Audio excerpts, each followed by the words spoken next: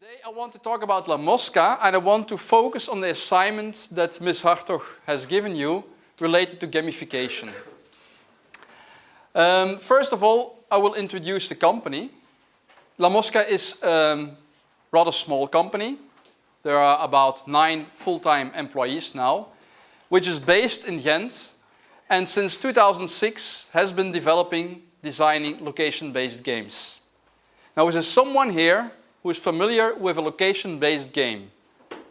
To who that name, that term sounds familiar? You do? No, you don't. Who's a gamer, by the way? Not that much. What kind of games? Who's playing board games? Board games? Who's playing video games? Almost 50%. Who's playing games on mobile phones? And nobody's playing location-based games. Yeah, you do. You do. One time. What was it? I forgot the name. 30 seconds. Okay, get back to you soon. Which one? Russian. No, it doesn't sound familiar to me. Perhaps you could play or explain what a location-based game is. Perhaps you know it in another language. Yeah. Could be. I will explain you. No, it's not location-based game in the sense that La Mosca is designing the games. No. For us, for La Mosca, a location-based game is actually a game that you can play anywhere, at any time actually. And anywhere is anywhere where you have a data connection with your mobile phone or mobile device. And where the geographical location of where you are is utterly important for the game that you are doing. So it plays a big role in the game itself, the location where you are. That's a location-based game. And all the games nowadays made by La Mosca are played with mobile devices like phones, but more and more we tend to use iPads and preferably the mini iPads. I'll explain you soon why. In 2006, they started up a company with one game, which was called The Target. And I will show you that video clip, that teaser about that game, which is the new version. And they did it with the Nokia mobile devices. And at that moment, you needed a mobile phone, as big as 2 hands, more or less. And you needed a GPS receiver, which you were wearing in a backpack while playing the game. So you can imagine that was not very convenient. But Christophe van den Brande, who is the director-founder of the company, he had a dream. Since I knew him from university, he wanted to play, he wanted to earn his breath by designing and developing games, and he is doing so. And he wanted to be innovative as well, he wanted to do something new, and that's why he started these location-based games. Then technology evolved towards what we know nowadays, the iPads and the Android phones, which are the 2 platforms that games are developed for, and to the mini iPads, as I just told you. What's next, you might wonder? We believe that next might be something like Google Glass, that you're not longer playing the game with the mobile phone in your hand, but that you are just wearing glasses and that you see all the information that you need for playing the game in the glass itself. What do you think of the Oculus Rift? Do you know it or not? The what? Oculus Rift. No. No, it's a virtual reality. It's a virtual reality, and how does it work? With which device? You can plug it in on a PC or something. It's for consoles and PCs, and you are exactly like in the game, sort of, but you still able to control it, but everything is... Okay, but then you do it, for example, at home. Yes. You cannot do it in a city center. You cannot yet run around if it becomes wearable. Yeah, because that's something that we are studying at any moment actually, is what new wearable computing is coming up and could be useful for integrating it in the games. Because I believe, and that's maybe apart from the lecture that I will give you today, that if there is one big hype coming up now, it's that of wearable computing, where everything that you wear is connected to each other and to the internet. Be it your glasses, be it your watch, be it your ring, be it your shoes, be it your headphone, be it that pen, whatever will be connected to the internet. Now, that's for another lecture. Back to La Mosca, the location-based games that they develop, they are mainly for entertainment purposes. They so far have very little experience with serious gaming. Now, who is playing these games? Well, we have two main groups of customers. One group are the men and women who want to celebrate a bachelor event. Very popular in the UK, very popular in Australia, and very popular in Holland. A bit less in France and a bit less in Belgium. You can go to the website and you book, for example, a game of La Mosca. You can play it for 2 hours and you do it with the group, with the friends who you have invited for a bachelor evening. Bachelor and hen nights is it called and promoted in the UK. Pure entertainment. The other group is a completely different segment, which is important for you to consider since you are studying marketing, is the games that are presented to people of companies who are organizing, for example, a night together or an evening together or a whole day together with colleagues, the so-called team building sessions. And very often these sessions are built up with other activities as well, and one of these activities might be a game developed and designed by La Mosca. I said we do not have that many serious games, that's true, although there is one very important I would like to mention. The Managers, which is a game for people like you actually, which is applied by Procter & Gamble in the sense that all new employees who are hired for a certain job, they go on a training boot camp for about 3 days, and 2 activities during that boot camp are playing the games of La Mosca worldwide. They play it from Singapore till Tokyo till Rio in Brazil.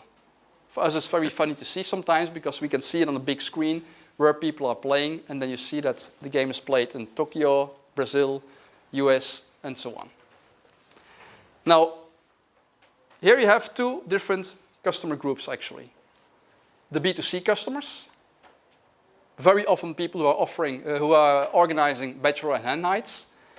You have the team building parties or team building activities of companies, and then you have activities, organized training activities by companies, and in this sense the game is very often customized, especially for, in this case, Procter & Gamble. Okay, I'm talking with a blue screen. Let's erase the blue screen. I show you now the teaser of the target so that you have a more concrete idea about what the top-selling game, you can call it, of La Mosca is. I hope that the blue screen will disappear automatically. It does. I hope we have sound. No, we don't have sound.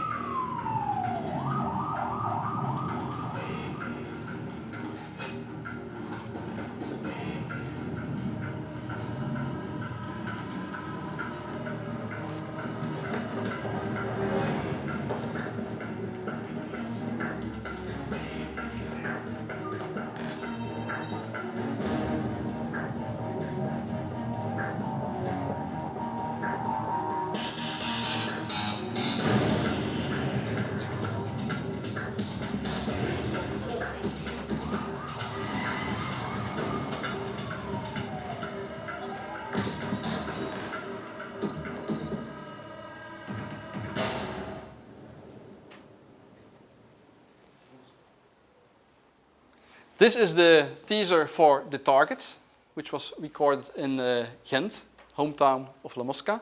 And what you see is that there is a lot of virtual reality in there as well, in the sense that the gangster you saw, and you probably recognized, is the one who is trying to commit crimes, and he can do this on locations if he disposes of the necessary tools. These tools might be a knife, might be a bomb, might be a car, might be a mine. He can pick them up on certain locations and use them instantly or later on in the game. And then you saw the 3 people running. This was one of the 3 police teams. They try to catch the gangster, and when they can catch him, they can shoot him, and when they shoot him, it's game over. Now, how do they shoot? The device of the gangster and the device of the police teams are constantly connected to a central game server, so they know each other's position. And when the gangster can approach, when the police can approach the gangster within a range of 30 meters, they can shoot, and then they never miss the target. Then it's game over for the gangster. Now, there's more in the game than this, because the gangster can use a mine, for example, like you saw. If the police steps on the mine, they die. They have to return to the police office to get a new life. The gangster can, for example, also use a radio jammer. And when he's using a radio jammer that they can pick up beforehand, then the police can, for 6 minutes long, no longer trace the position of the gangster on their device. So it makes them more free to commit crimes invisibly. That's the kind of game. Very active game, a lot of running inside. Participants are very often sweating a lot after 2 hours. Therefore, for less active people, other games have been developed. And I'm going to show you one which is called Operation Freddy, which is meant to be a funny game where you do very funny assignments together with your colleagues or your friends. And they are offered by event agencies. Event agencies who are actually playing an intermediate role between La Mosca, the producer of the games, and the company and the colleagues of that company who are playing the games. So they are actually our distributors. Keep that in mind very often for your marketing plan as well, that these games are delivered via event agencies. I give you an example. I look up the English one. Operation Freddy in English.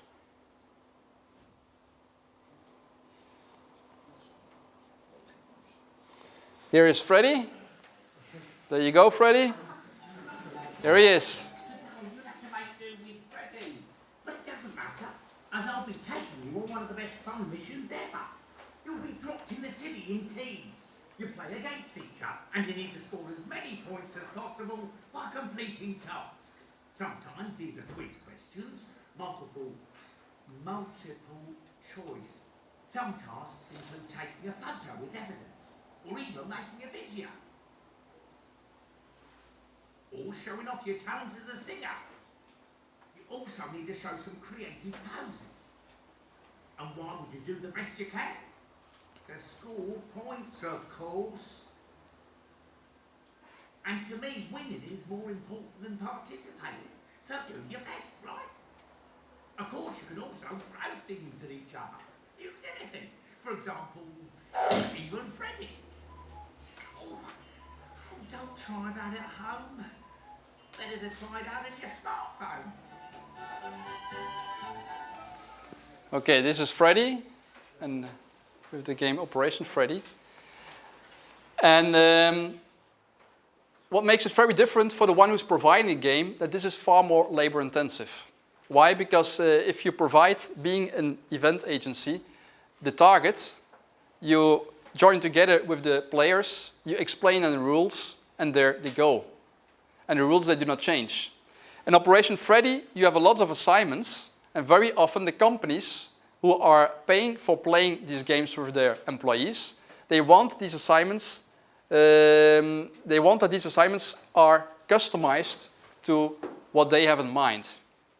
So each time again, when a company is ordering an Operation Freddy, the event organizer or the event agency will come up with a list of potential assignments and questions that the employees will have to complete.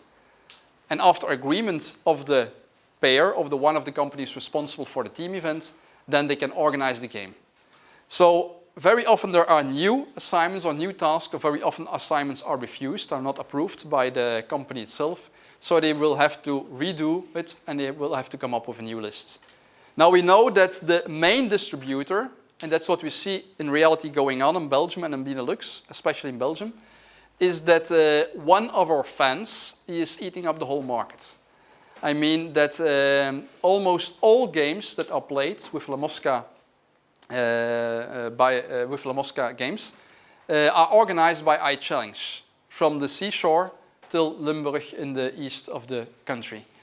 That makes it easy for them to generate a whole database with potential assignments. If you only offer that game every 10 weeks, then you have to do over the whole process again and again and again. Now, they have so much input that they have a huge database of about a couple of hundreds of assignments, and the companies that these games are sold to, they can just tick off this one I want, this one I want, this one I want, and they put it in the game. What was remarkable is that when this game was launched in February, that the companies, the end consumers actually, they very much loved the idea that they could be involved in what their employees were going to do, which is different from the target. That's the game, these are the rules, and that's how we play it, that's it. With Operation Freddy, they could discuss about what are you going to do with all these clients, because they're still our employees. And the reputation of the company still counts, even if these employees are just playing a game, sometimes those sweaters or t-shirts of the company name in the city center, then it even counts more. What are you going to do, and how can we have a voice in all this? And then they actually, the majority disliked this game. Disliked the layout, disliked Freddy, disliked the atmosphere in the game. But they liked the setup. I mean the possibility of defining 10 assignments that groups or 3 or 5 employees had to do. So in a couple of weeks, La Mosca had to come up with a clean version. We are always laughing with it, the clean version, which is called Team Me Up. And the Team Me Up is not promoting Freddy. It's actually very, I can say this here, boring. You can go to there now and you do this, and then you go to point B and you do that. But customer is king in this case, and they pay for it, and people still love doing it. What we see is that digital natives, the younger the generation, the more they can laugh at Operation Freddy, and the less they worry about the jokes that are in there in that game. So we have 2 versions, a so-called clean version, a polite version, and what we call the Freddy or the impolite version.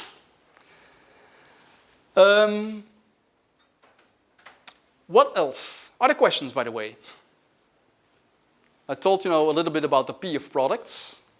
I told you a little bit about the P of place, in the sense that you know where they are played and who is selling them, about the distribution channel.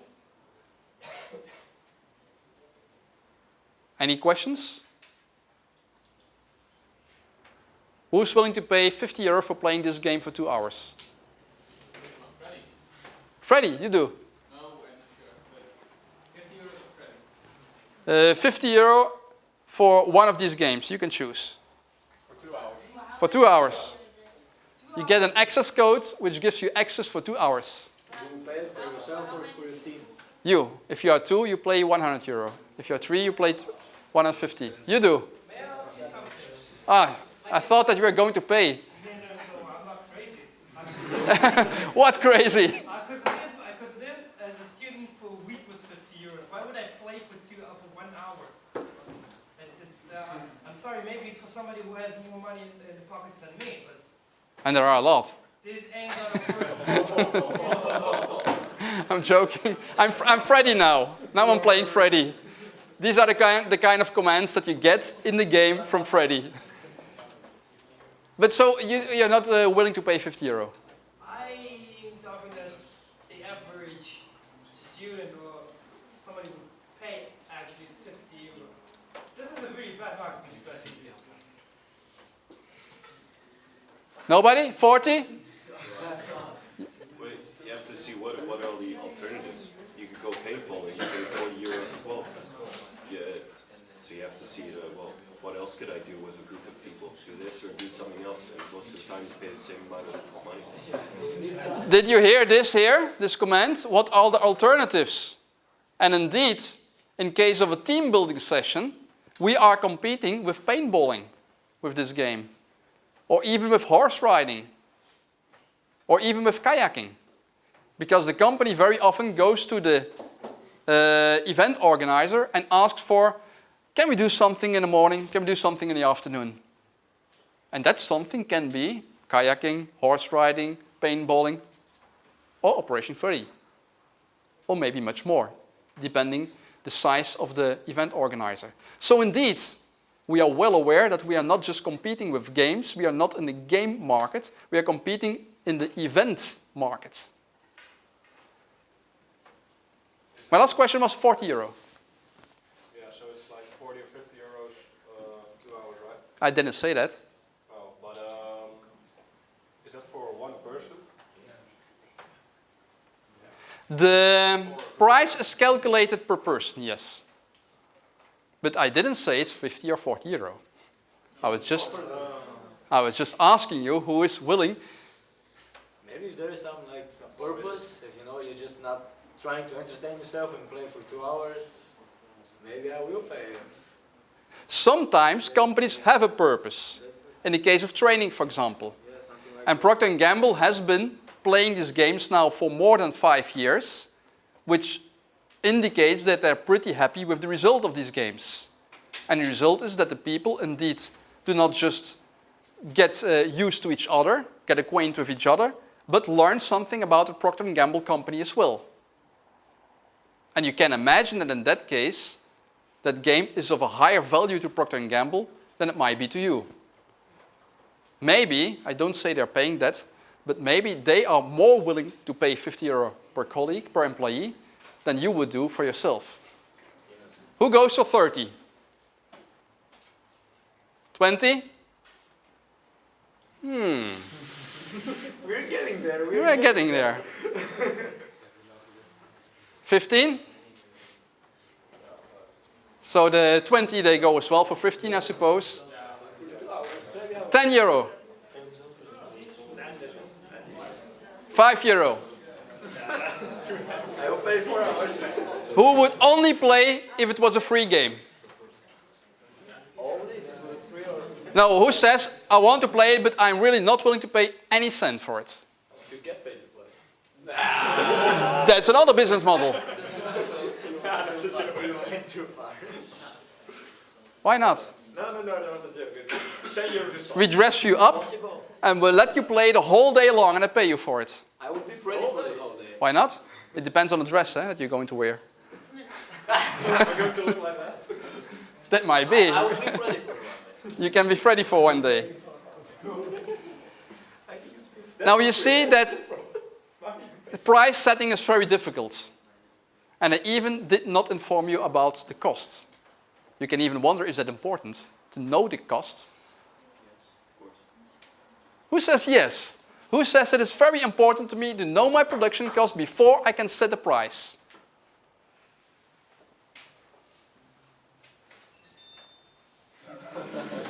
Okay. Imagine that it costs. Imagine that you. No, I don't want to refer to the games here. It makes it a little bit too difficult. Imagine that this desk costs for you 40 euro production cost. Does this give you enough information to set the price? Yeah, you need to know more expenses and Okay, all expenses included. you know what the market, what your competition prices. You need the competitors' prices. Why do you need the competitors' prices?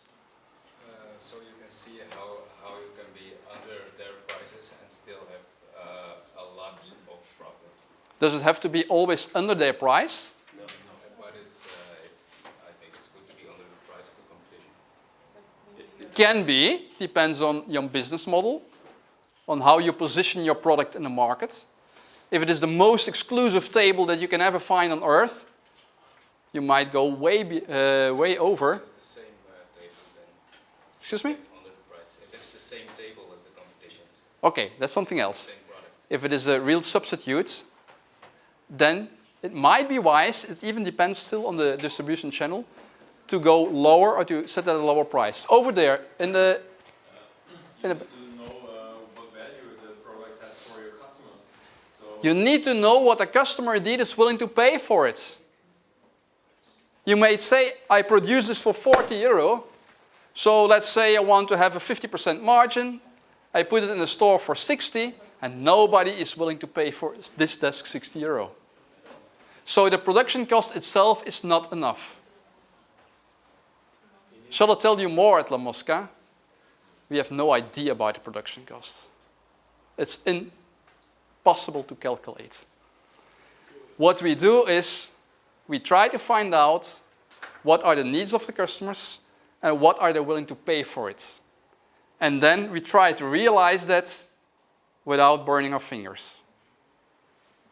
So really the pull strategy. First listen to the market and then come up with a product that costs you less than a customer is willing to pay for it. And it's very difficult to know, because for such a game, the money comes in little by little. We have to sell a lot of them, because indeed, nobody is willing to pay 50 euro for it.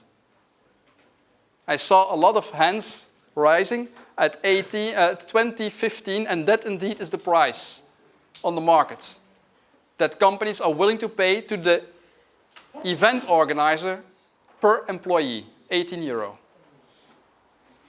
18. I think as well, it's probably a lot more for companies, and if you're a big company, you can probably get like huge discounts if you come with like at least 200 people or something, which makes the price quite a bit lower, I guess.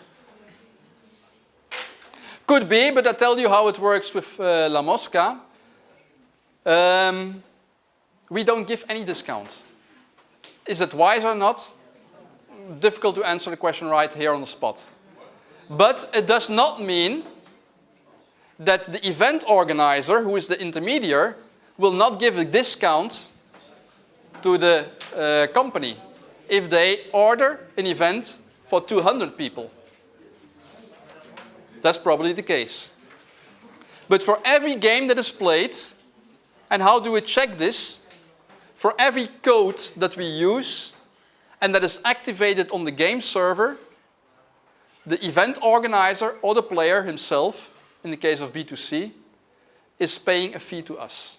So you buy actually codes like you buy credits for your mobile phone.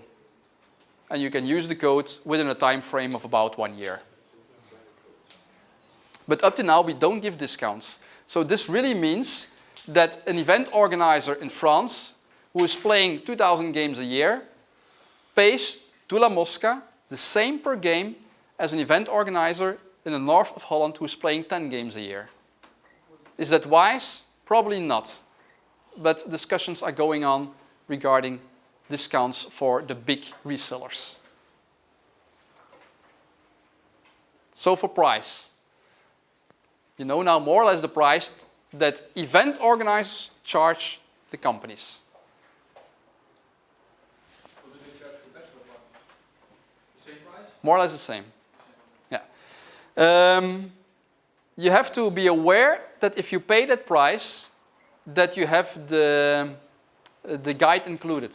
I mean, the event organizer is making sure that all the employees will be welcomed in a bar or in a public room somewhere, will be offered a coffee, will be explained the game, there is an evaluation afterwards and so on. If you play yourself, it is possible, but it's the smallest part of the market for us. If you play yourself, you can download the game yourself on your Android or iPhone, and then you have to do it all yourself. You don't get any explanation. If you want to know the rules of the game, you are referred to a website. And how much are you willing to pay then, in that case? 0, still 0. It's in development right now, but we see that similar applications that are sold in a B2C market for being used on mobile phones, they charge between 4 and 7 euro. So that appears to be the price that you can charge if it is really having a high value for 2 hours for the end consumer. So let's say that 7 euro is more or less the price for 2 hours of fun. And what do we see? What does going to the movies cost you? More or less 7 euros. Excuse me?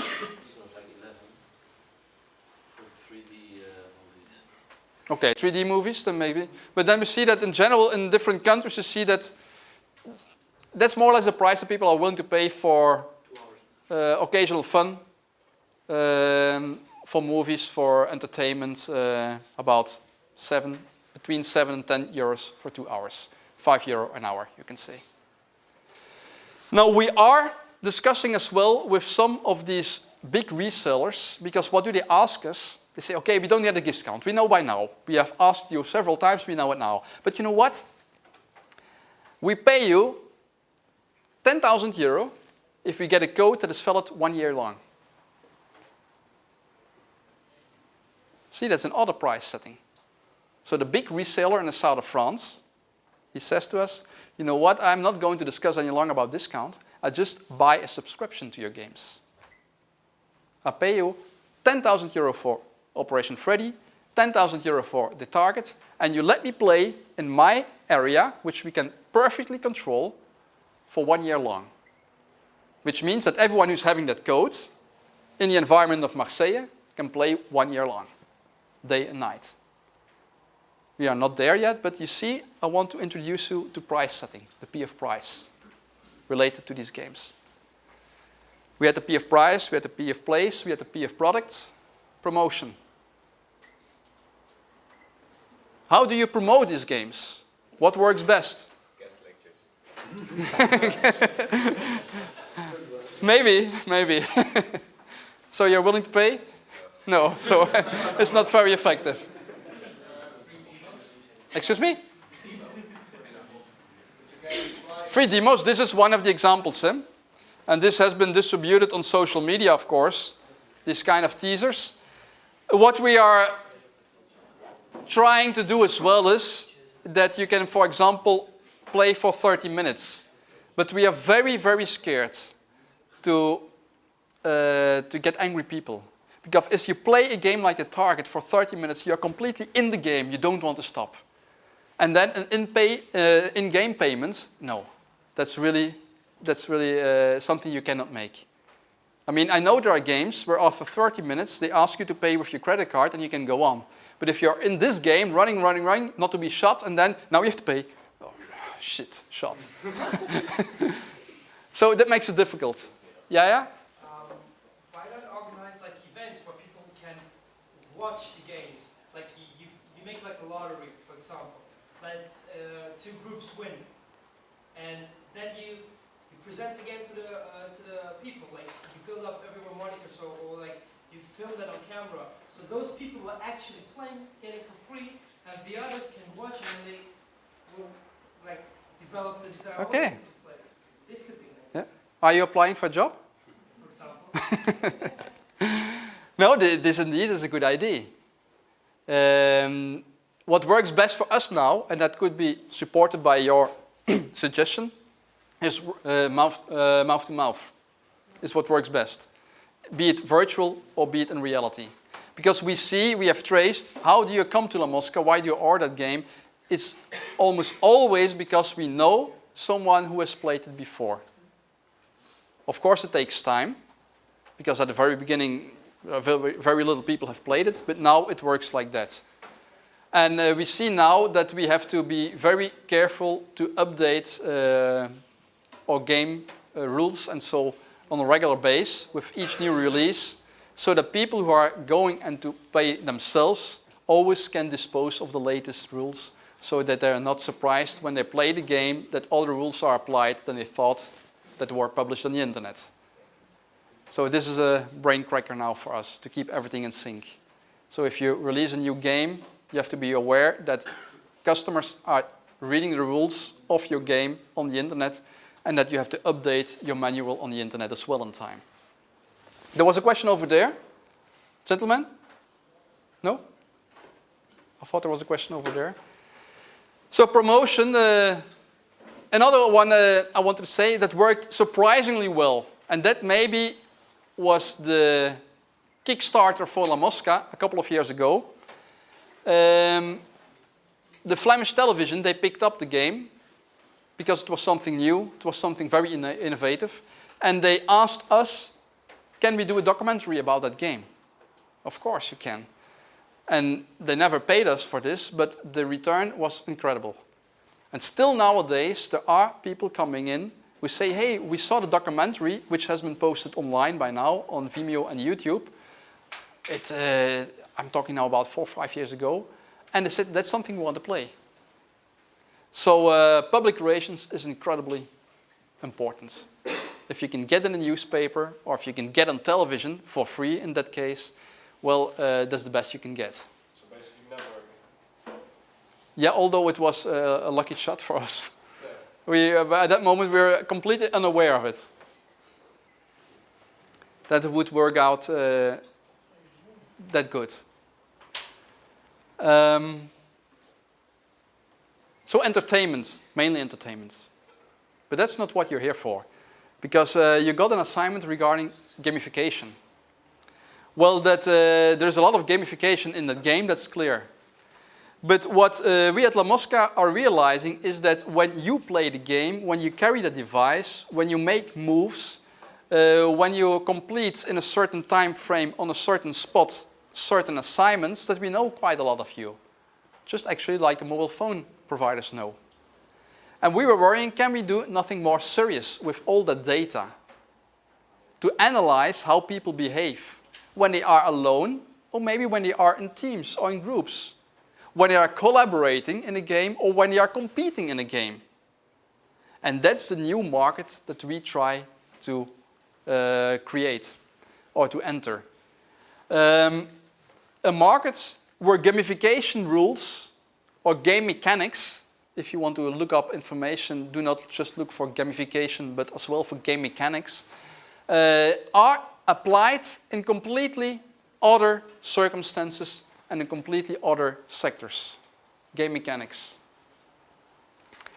Like, for example, one of the things that we are thinking of, thanks to Ms. Hartog, is the sector of the recruitment.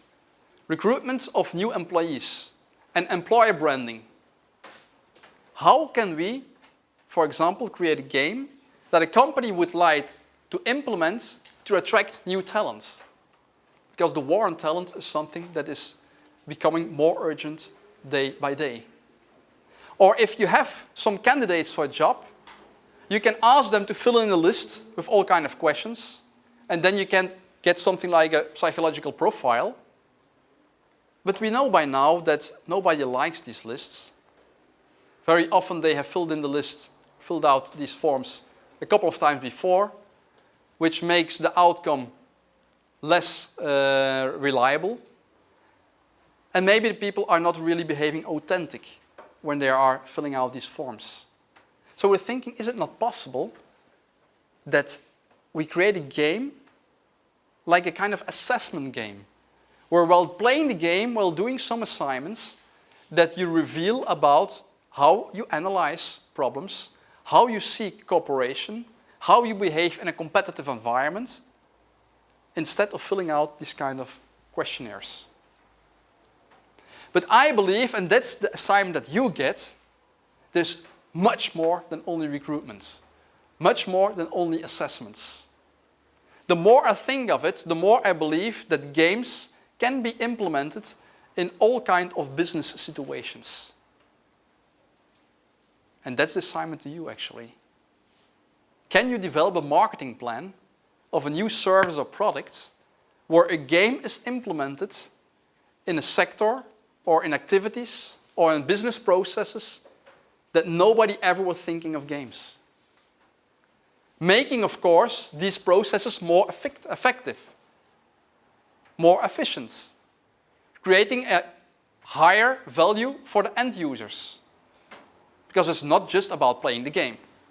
It must create value. Because if it is not creating an added value for the end user, nobody is willing to pay La Mosca for that game that has been implemented in a business process or in a sector or an activity. The marketing plan was we make a kind of ID and it was well enough. We also plan to make it in La Mosca or present it to them.